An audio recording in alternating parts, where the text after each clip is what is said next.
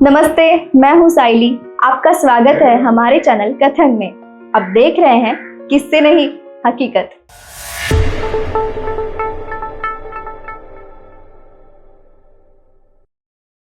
Footpath पर सोने वाले बेघर बेसहारा इंसान से लेकर दौलत के दरबान तक सब जिसके दीवाने थे, उस शब्दों के जादूगर और गीतों के राजकुमार का नाम था शंकरदास केसरीलाल शैलेंद्र।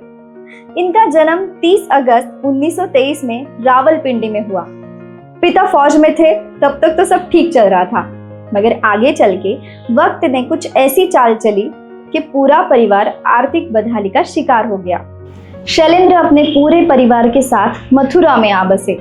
मथुरा में उनके बड़े भाई रेलवे में नौकरी करते थे। शैलेंद्र ने अपनी हाई स्कूल की पढ़ाई पूरी करके उत्तर प्रदेश में तीसरा स्थान प्राप्त कर लिया था।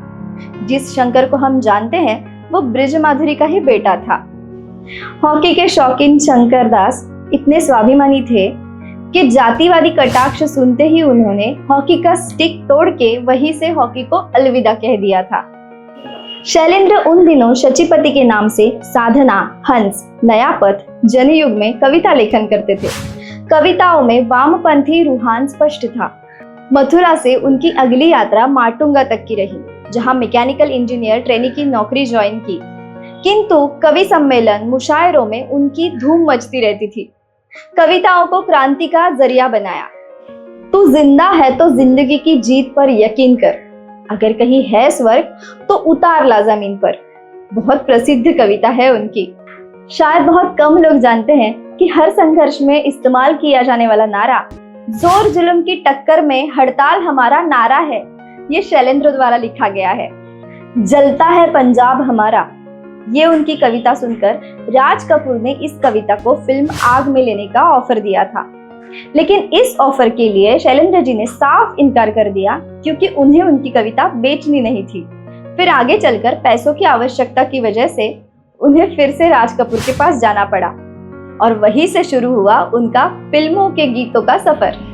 फिल्म बरसात का शीर्षक गीत बरसात में हमसे मिले तुम सजन, तुमसे मिले हम, और पतली कमर है तिरछी नजर है, इन जैसे गीतों से उनका फिल्मी दुनिया में पदार्पण हुआ। और फिर शुरू हुआ शुद्ध 24 कैरेट के गीतों का एक सिलसिला। आजादी के बाद शैलेंद्र जी ने सिर्फ 20 बसंत देखे, लेकिन वो काम इतना कर गए कि सैकड़ों सालों तक हम उन्हें सुनते रहेंगे। ये वो कोहिनूर है जिसकी चमक उनके जाने के बाद और भी बढ़ी। जीवन का वो कौन सा रंग है जहां पर शैलेंद्र जी ने अपनी कलम ना चलाई हो।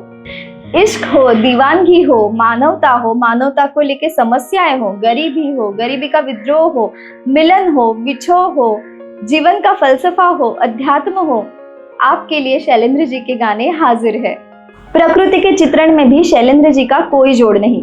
फिल्म मधुमती के लिए जब प्रकृति पर वर्णन करने वाले गाने लिखने की बारी आई, तब उन्होंने ये लिखा, सुहाना सफर और ये मौसम हंसी। इस गाने के अंतरे के लिए जब उन्हें कोई पंक्तियां मिल नहीं रही थी, तो वो खुद अपनी गाड़ी निकालकर प्रकृति की गोद में चले गए। वहां बहती नदी को देखकर उन्हें उनका अंतरा मिल गया।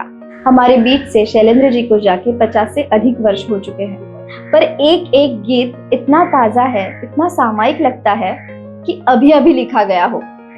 एक बार जावेद अख्तर जी ने कहा भी था कि ये वो गीत है जिन्हें किसी भी सार्वजनिक स्थान पर लगा दीजिए, सारे नए पुराने लोग आके साथ देना शुरू कर देंगे। जैसे कि रमैया वस्तावैया, मैंने दिल तुझको दिया, होठों पे सच्चाई रहती है जहां दिल में सफाई रहती है, हम उस देश के वासी हैं जिस देश में गंगा बहती है।